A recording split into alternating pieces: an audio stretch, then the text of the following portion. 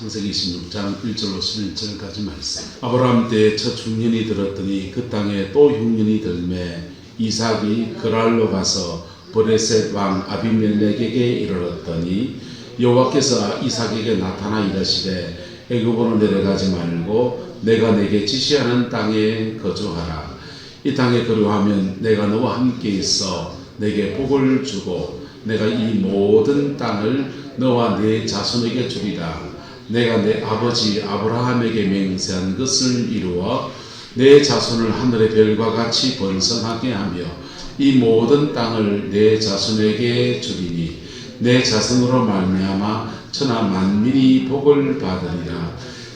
이런 아브라함이 내 말을 순종하고 내 명령과 내 계명과 내 율례와 내 법도를 지켰음이라 하시니라. 이삭이 그랄에 거주하였더니 그곳 사람들이 그의 아내에 대하여 물으매 그가 말하기를 그는 내 누이라 하였으니 리브가는 복이 아름다움으로 그곳 백성이 리브가로 말미암아 자기를 죽일까 하여 그는 내 아내라 하기를 두려워함이었더라.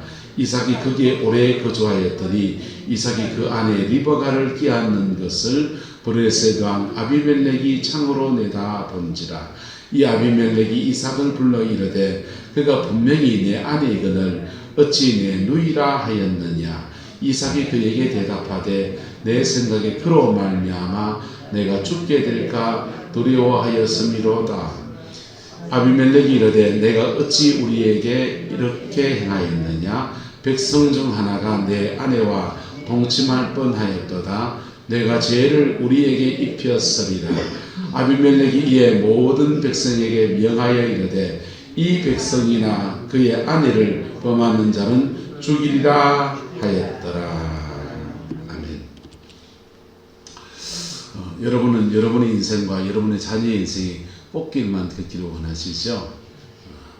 근데 인생은 살아보니까 그렇지 않았지 않습니까? 그렇지 않고 수많은 위기와 수많은 문제들을 이렇게 지나가게 됩니다. 아브라함은 100세의 아들 이삭을 낳았고 믿음 가운데 오래 기도하고서 그 아들을 낳았고 그 아들도 믿음으로 이렇게 자신의 인생을 열어갑니다. 그런데 이삭에게도 위기가 온다 안 온다. 이삭에게도 위기가 왔습니다. 아브라함 때에도 흉년이 들었는데 그 땅에 또 뭐가 들었다 합니까? 흉년이 들었다 했습니다. 이삭과 아브라함은 지금 뭐 하는 사람이냐? 유목을 하는 사람이에요. 농사를 짓는 사람들은 농경을 하는 사람들은 양식을 그에 모아놓고 모아놓은 양식을 아껴 먹으면서 버텨갑니다. 유목을 하는 사람도 어떻습니까? 흉년이 들었단 말은 아브라함 때 유목하는 사람의 흉년이 들었단 말은 풀이 안 난다는 겁니다. 풀이 없다는 것입니다. 근데 양떼 보고 너도 굶어라 할 수 있습니까? 없습니까? 양떼를 보고 너는 굶어라 그렇게 할 수가 없는 겁니다. 개들도 먹고 살아야 되고 우리는 곡식이 흉년이 지면은 막 농사 지은 거 아껴 먹고 원래 새끼 먹는 거 한 끼만 먹고 버티자 뭐 산에 가서 불뿌리 좀 개먹고 뭐 버티고 그 다음에 파종 때까지 또 버티고 보릿고개 지나고 그렇게 농경을 하는 사람은 흉년을 그렇게 버텨낼 수 있는 저장성이 있는 곡식이 있는 겁니다. 근데 유목을 하는 사람들은 이게 기후변화에 굉장히 지금 민감한 것입니다. 풀이 없으면 양떼들이 굶어 죽어갑니다. 그래서 개들을 먹이기 위해서 발 달려 있으니까 양떼를 몰고 풀이 있는 쪽으로 가야 되는 것입니다.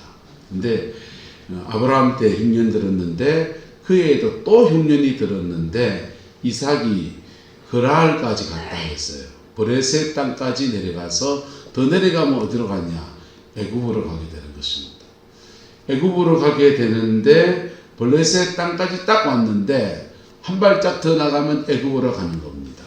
그때 여호와께서 누구에게 나타나서 이삭에게 나타나 이르시되 어디 가지 말고 애굽으로 내려가지 말고 내가 내게 지시하는 땅에 뭐하라? 거주하라. 이 주임의 임플란트를 해놓으니까 옛날에 빵꾸 났던 일이 되는 거예요. 지금 다시 고쳐놓고 난 뒤에도 아저씨 참 씹고 그러네요. 이삭이 지금 양떼를 몰고 어디로 가려고 했냐? 목초지가 있는 나일 강변의 애굽까지 지금 가려고 지금 폼을 재고 나섰던 겁니다. 근데 하나님의 음성이 떨어졌습니다. 애굽으로 내려가지 말고 내가 내게 지시하는 땅에 뭐하라? 거주하라. 문제는 여전히 있다 없다? 있습니다. 문제는 여전히 있고 양떼가 좀 굶어가는 문제가 목초지가 없는 그런 상황 안에서 지금 거주해야 되는 그런 상황에 처해진 것입니다. 이때 여러분 순종할 수 있겠습니까? 하나님의 음성에 순종할 줄 아는 저와 여러분 되기를 예수님의 이름으로 축복합니다. 하나님의 말씀은 우리가 믿으라는 말씀이 있습니다. 주로 교리적인 얘기들입니다. 그거는 믿어야 됩니다. 예수님이 우리 죄를 위해 죽으셨습니다. 할렐루야. 믿으시기 바랍니다. 자, 믿어야 됩니다.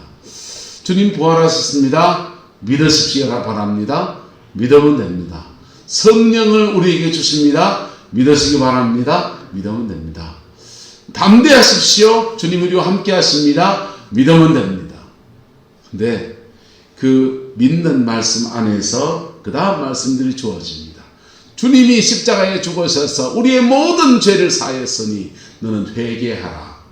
그러면 뭐 해야 됩니까? 믿습니다. 안 됩니다. 그건요. 회개해야 합니다. 주님이 우리의 모든 상처를 짊어지시고 십자가에 달리셨으니 우리의 모든 상처와 허물들을 주님 앞에 고백합시다. 믿습니다 하면 안 됩니다. 고백하고 내 마음을 토해놓아야 합니다. 할렐루야. 그래서 신앙 안에서는 믿음의 영역과 순종의 영역이 함께 어우러져 가는 것입니다. 하나님께서 이삭에게 말씀하십니다. 너는 이 기근의 때에 이 애굽으로 가지 말고 이 땅에 머물라 라고 말씀하십니다. 여러분 지금 전 세계적으로 기근의 때가 오고 있습니다. 제가 감히 예언을 하겠습니다. 기근의 때가 오고 있습니다. 뭐 예언하는 건 아니고 예측합니다. 예측합니다. 기후변화 때문에 농작물 생산량들이 아마 작물을 우리가 바꿔치기를 해야 될 거예요. 그리고 전에는 곡식, 식량 위주의 농사 짓는 것들이 돈이 안 되고 그러니까 참 전부 다 이제 기호식품, 사과 재배, 포도 재배 이렇게 바꿔놨던 것들을 아마 농작물, 식량 위주의 농사법들로 아마 바꿔야 될 수도 있습니다. 왜냐하면 전 세계적으로 지금 기후위기와 여러 가지 위기들 속에서 전쟁의 위협들 속에서 이 먹고 사는 문제가 다시 지금 옛날처럼 돌아가고 있거든. 그래서 지금 우크라이나 전쟁이 터졌죠. 중동 땅에 전쟁이 터졌죠. 기름값 쫙 올라갈 거고요. 전기세 올라갈 거고요. 예. 모든 것들이 살기가 어려워집니다. 중국 경제, 미국 경제 다 곤두박질 치고 있어요. 우리나라는 미국에 수출하고 중국에 수출하고 유럽에 수출하는데 수출 3개 나라가 다 지금 경제 위기입니다. 그래서 우리 수출이 지금 잘 안 되고 있습니다. 여러분 이 기근의 때에 이삭에게도 기근이 닥쳤고 우리에게도 기근이 오는데 그때 주님은 우리를 때로는 인도하시기도 하고 때로는 주님이 너 견뎌라 하기도 하십니다. 인생의 위기 앞에서 주님은 견뎌라 할 수 있습니다. 견뎌라 할 때는 견디는 속에서 우리는 내공이 생겨납니다. 내공이 생겨납니다. 때로는 주님이 나를 따라오너라 하면서 인도하시면 인도하심 안에서 우리는 하나님의 우리 이끌어 가시는 쉴만한 물과 푸른 초장을 이끄시는 은혜를 경험하기도 합니다. 피할 길을 내시는 역사도 경험하고 견디는 시간도 필요합니다.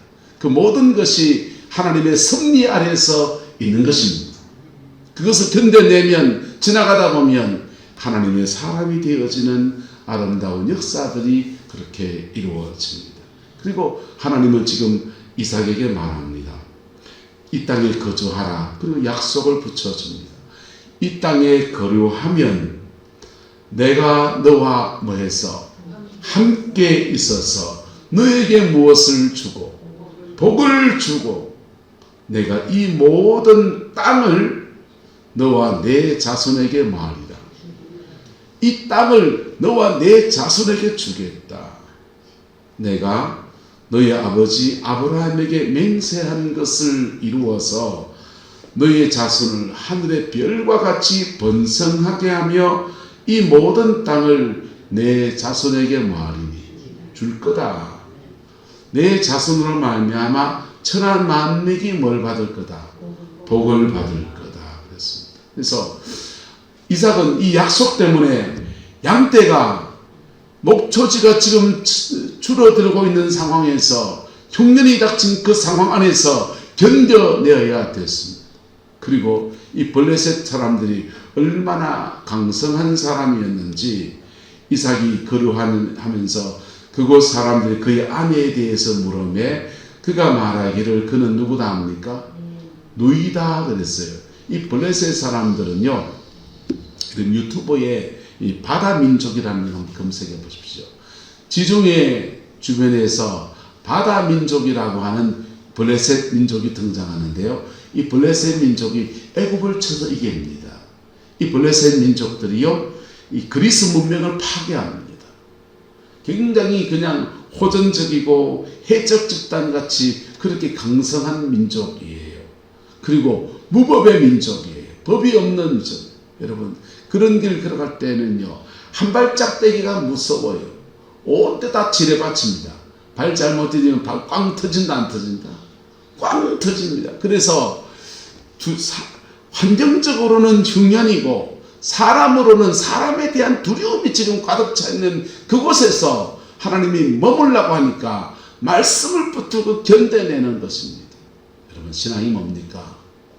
신앙은 때로는 그 말씀 앞에 붙들고 견뎌내는 것입니다. 힘들지요.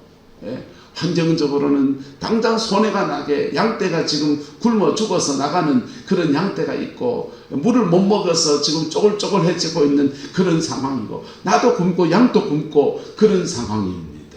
그러다가 자기 블레셋 사람들 틈바구니에 이 무적 법이 없는 사람들 속에서 내가 목숨이 위험할 수 있는 그런 상황을 이삭이 지나가면서 견뎌내어야 하는 것입니다. 이삭이 이 속에서 실수합니다. 그가 말하기를 그는 내 무엇이다? 누이다 라고 말을 해요. 네. 얼마나 겁이 났으면 그랬겠어요. 얼마나 겁이 났으면. 근데 견뎌내다 보니까 하나님이 길을 여신다 안 여신다? 길을 여시기 시작합니다. 이삭이 그게 오래 거류하고 있더니 그 두려움 중에 있는 이삭을 하나님이 위로하시면서 브레셋 왕 아비멜렉이 창으로 이삭 내다보다가 이삭이 자기 마음으로 덜썩 끌어안는 것을 보고서 저들이 끌어안네? 저것들 둘이 동생이라 하더니 끌어안는 거 보니까 좀 뭐야? 그래가지고는 이삭을 불러서 말합니다. 그가 분명히 너희 아내 같은데 어찌 누이라고 말했느냐? 그럴 때 이삭이 대답하되 내 생각에 그로 말미암아 내가 죽게 될까? 유목하는 사람들은 어떤 게 있냐면 약탈혼이라는 게 있습니다. 남의 아내를 뺏어서 약탈하는 거. 돈도 뺏어서 약탈하는 거. 유목민들은요, 어떤 문화가 있냐면 황금 문화가 굉장히 발달되어 있습니다. 황금 문화가 발달되어 있는데 이동을 하니까 뭐 값진 거 뭐 이렇게 갖춰 놓으면은 그 말 타고 그냥 이동해야 되기 때문에 다 놔두고 가야 돼요. 그래서 돈 되는 것으로 아주 압축해서 가지고 다닐 수 있는 것은 금이다 이거죠. 그래서 금을 이제 이렇게 오물을 챙깁니다. 그리고는 자기가 죽을 때 평생에 지방간 제대로 장만 못하고 그냥 천막 생활하고 그렇게 떠돌이 생활했는데 죽을 때는 자기의 전 재산을 다 쏟아가지고는 거대한 무덤을 만듭니다. 그 무덤에다가 건부치 살아있는 동안에 모든 걸 다 때려놔가지고 이제 자신의 무덤을 장식하는 거. 그게 유목민들의 문화고 남의 것을 뺏어서 쓰는 것이 익숙한 사람들이에요. 이 브레셋 사람들도 아마 그런 문화 속에 있는 것 같아요. 그래서 이삭이 법이 없는 동네에서 살아가면서 국가가 제대로 있는 때가 아니니까 법이 없는 동네에서 살아가면서 자신을 지키기 위해서 아내를 누이라고 그렇게 거짓말을 한 것입니다. 그 두려움 중에 있는 이삭을 하나님이 아비멜렉이 이렇게 말합니다. 백성 중 하나가 너희의 아내와 동침할 뻔했다. 그러면 내가 죄를 뭐에게? 우리에게 입혔으리로다. 아비멜렉이 이에 모든 백성에게 명하여 이 사람이나 그의 아내를 범하는 자는 뭐하리라? 죽이리라. 최고 권력자가 딱 점을 찍어서 보호를 명합니다. 자, 이삭에게 하나님이 왜 지금 그 땅에 머물러 있으라고 합니까? 왜 그 땅에 머물러 있으라 합니까? 팔레스타인 지역, 지금도 전쟁이 나 있지만 그 땅은 그렇게 안전한 땅이 아니에요. 그리고 그 땅은 사실은 젖과 꿀이 흐르는 땅은 나일 강배 이집트가 더 젖과 꿀이 흐릅니다. 메소포타미아 지방의 유프라테스 강과 티그리스 강이 더 젖과 꿀이 흐르는 땅이에요. 그런데 이스라엘의 지금 그하는 팔레스타인의 땅이라고 하는 것은 굉장히 하나님 입장에서는 중요한 땅이에요. 중요한 땅이에요. 그것은 아프리카와 아시아와 유럽이 이어지는 가운데 있습니다. 그래서 그곳에 복음의 역사가 확 일어나면 아프리카로 뻗어가고 유럽으로 뻗어가고 아시아로 뻗어가는 가장 센터에 있는 땅이에요. 그래서 하나님은 그것 때문에 아프리카에서 군대가 일어나면 유럽으로 뚫고 나가려고 하면 이 팔레스타인을 밟고 가야 되고, 유럽 군대가 아프리카로 가려고 하면 이걸 밟고 가야 되고, 아시아 군대가 이걸 아프리카로 가려면 이걸 또 밟고 가야 합니다. 그래서 전략적 요충지이기 때문에 전쟁이 끊이지 않는 땅, 우리의 보기에는 안전하지 않는 땅이에요. 그런데 하나님은 왜 거기 굳이 머물라고 하시느냐? 따라합시다.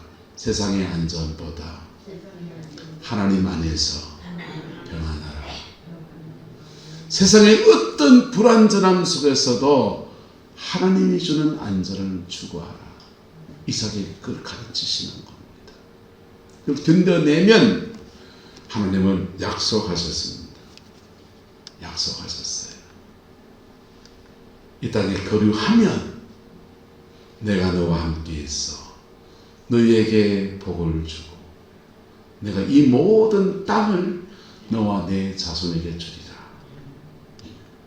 너희의 자손은 하늘의 별과 같이 번성하게 하며 이 모든 땅을 내 자손에게 주리니 내 자손으로 말미암아 천하 만민이 복을 받으리라. 그 이유는 아브라함이 내 말을 순종하고 내 명령과 계명과 율례와 법도를 마였습니다. 지켰다. 아브라함 믿음으로 산 것에 대해서 그 다음 때부터 이렇게 복을 주겠다라고 약속하십니다. 여러분의 가정 안에서 이 은혜가 풀어지게 되기를 예수님 이름으로 축복합니다. 오늘 내가 믿음의 여정을 걸어가면 우리의 자녀들을 하나님 축복하겠다는 것입니다. 그리고 그 믿음의 자녀들도 자기의 몫에 믿음으로 살아야 될 몫이 있다는 것입니다. 여러분, 중국 사람들은 위기라는 말을 위험하다. 첫 번째 글자는 위라는 것은 위험할 위자입니다. 두 번째는 기라는 것은 기회를 의미하는 기의 기자입니다. 위기는 따라합시다. 위기는 위험과 기회가 공존하는 때다. 전 세계가 지금 위기로 달려갑니다. 코로나19의 위기와 지금은 전쟁의 위기와 기근의 위기로 달려갑니다. 그런데 위기는 왜 기회가 되느냐? 위기는 사람들은 본능적으로 평안한 일상을 추구합니다. 안전빵을 추구한다. 저도 그렇고 여러분도 그렇고. 그런데 위기를 만나면 위기는 틈을 내고 틈은 기회를 만들고 위기 속에서 사람들은 다른 일을 하려고 그래요. 위기는 틈을 내고 그 틈은 기회가 되어지는 거예요.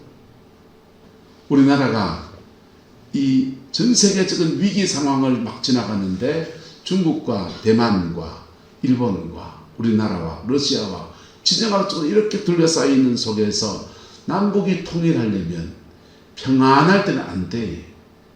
평안할 때 안 돼. 위험이 오면 위험 속에서 틈이 난다. 틈이 나면 그걸 기회로 삼아서 통일도 이루어나가. 예? 위험 속에서 틈을 내고 위기는 틈을 내고 그리고 그 틈 안에서 하나님의 은혜 앞에 있는 사람은 기회를 잡는 것입니다. 이삭은 인생의 위기를 만났습니다. 기근이라는 인생의 위기를 만났는데 이 사람은 위험의 때에 그냥 사람들처럼 감정적인 요동이나 그냥 환경 따라 움직이지 아니하고 하나님의 음성을 들었다라고 하는 것입니다. 우리도 마찬가지입니다.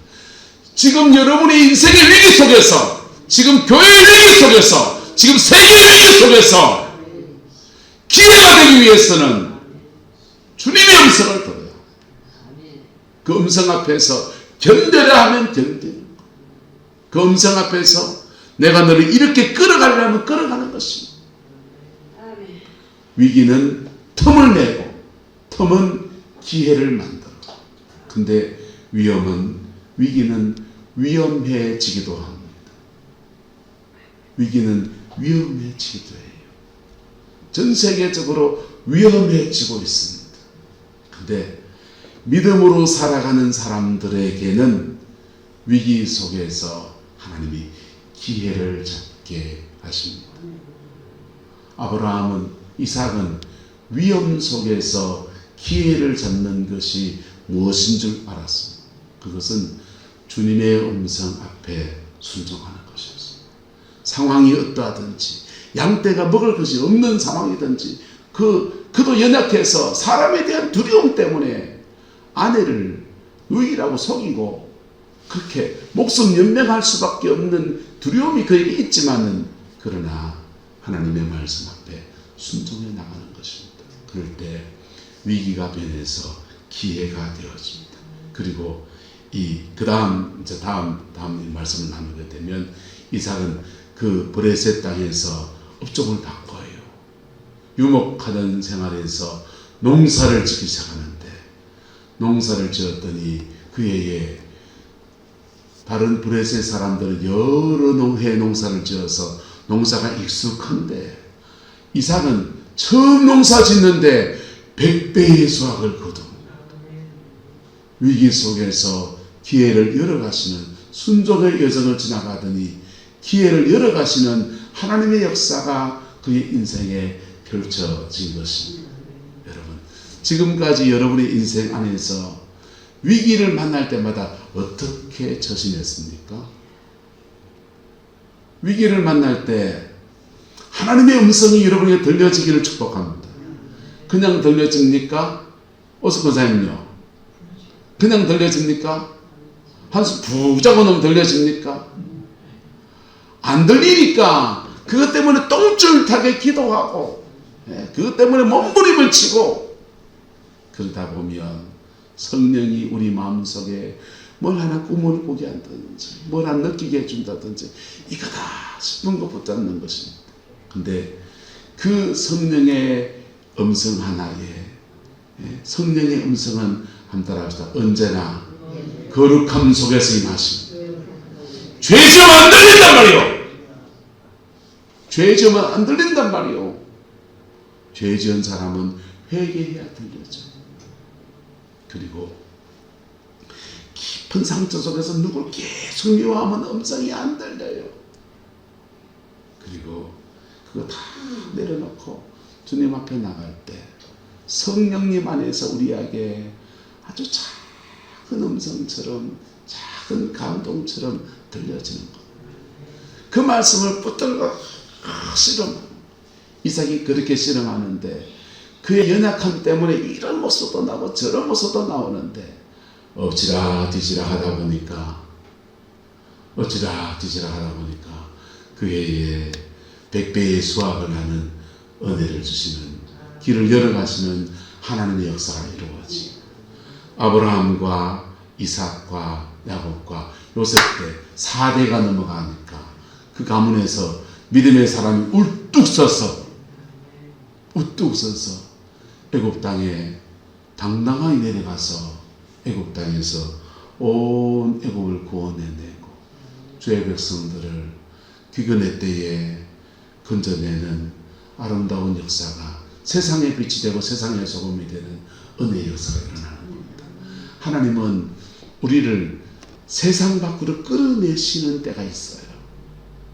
애굽으로 지금 가면 안 되는 때예요. 근데 요셉 때는 애굽에 가야 된다, 가야 된다.